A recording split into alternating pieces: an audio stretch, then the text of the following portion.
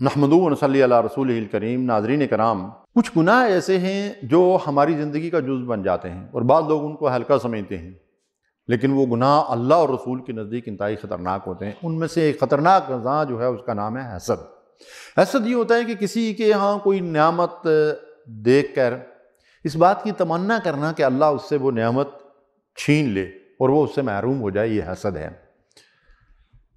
حسد ایسی بیماری ہے کہ حسد کرنے والا جو ہے وہ اپنے دل میں دوسروں کے لیے بغض اور کینہ رکھتا ہے۔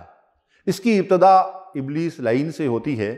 اس نے آدم علیہ السلام سے حسد کیا اور اس کے نتیجے میں وہ راندہ درگاہ قرار پایا، اس کے اوپر اللہ کی لعنت اور پھٹکار پڑی۔ آدم علیہ السلام کے دو بیٹے تھے، حابیل اور قابیل، ایک نے دوسرے سے حسد کیا اور اس کے نتیجے میں اپنے بھائی کو قتل کر دیا۔ تو اس لیے حسد جو ہے ایک بہت بڑا گناہ ہے اور یہ نیکیوں کو یوں کھا جاتا ہے جیسے آگ لکڑی کو کھا جاتی ہے۔ اس لیے اللہ کی پناہ مانگنی چاہیے۔ والدین کی نافرمانی بہت بڑا گناہ ہے، کبیرہ گناہ ہے، اور اللہ کے نبی صلی اللہ علیہ وسلم نے فرمایا کہ میں تمہیں ان گناہوں کے بارے میں نہ بتاؤں جو انسان کو ہلاک کر دینے والے ہیں، اللہ کے ساتھ شرک، والدین کی نافرمانی اور جھوٹی گواہی۔ تو اس لیے ہمیں اس گناہ سے بھی اپنے آپ کو بچانا ہے، انتہائی خطرناک گناہ ہے۔ قطع رحمی، قریبی رشتہ داروں سے بغیر شرعی عذر کے قطع تعلق کر دینا۔ نبی صلی اللہ علیہ وسلم نے فرمایا وہ شخص جنت میں نہیں جائے گا جو قطع رحمی کرتا ہے، بخاری کی یہ روایت ہے۔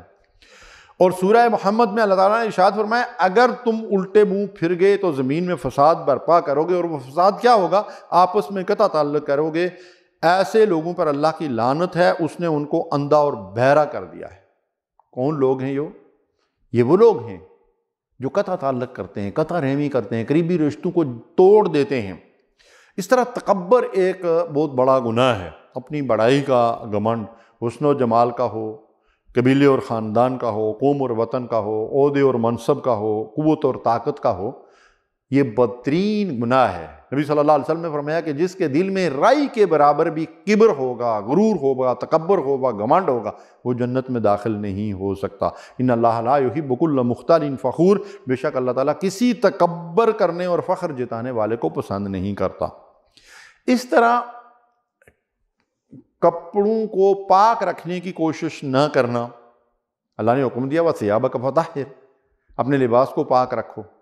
تو آپ نے وہ مشہور حدیث سنی ہوگی، بخاری اور مسلم کی روایت ہے کہ نبی صلی اللہ علیہ وسلم دو قبروں کے قریب سے گزرے اور فرمایا کہ ان قبر والوں کو عذاب ہو رہا ہے۔ ایک چغلی کرتا تھا اور دوسرا جو ہے وہ پیشاب کے چھینٹوں سے احتیاط نہیں کرتا تھا۔ تو گویا کہ یہ بھی بہت بڑے گناہ ہیں جن کی وجہ سے قبر میں عذاب ہو رہا ہے۔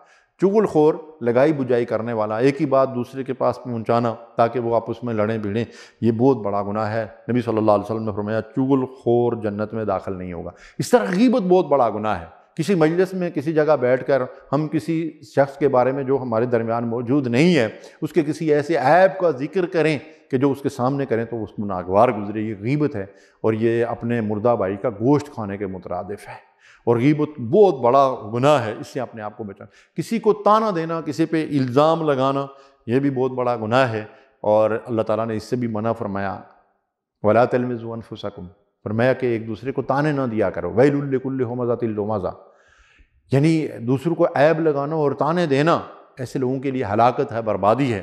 تو اللہ تبارک و تعالیٰ ان گناہوں سے بھی، اور وہ گناہ اور وہ معصیت جو اللہ کی نافرمانی ہو، چھوٹی ہو یا بڑی، ان سب سے ہمیں بچنے کی توفیق دے۔ وآخر دعوانا الحمدللہ رب العالمین۔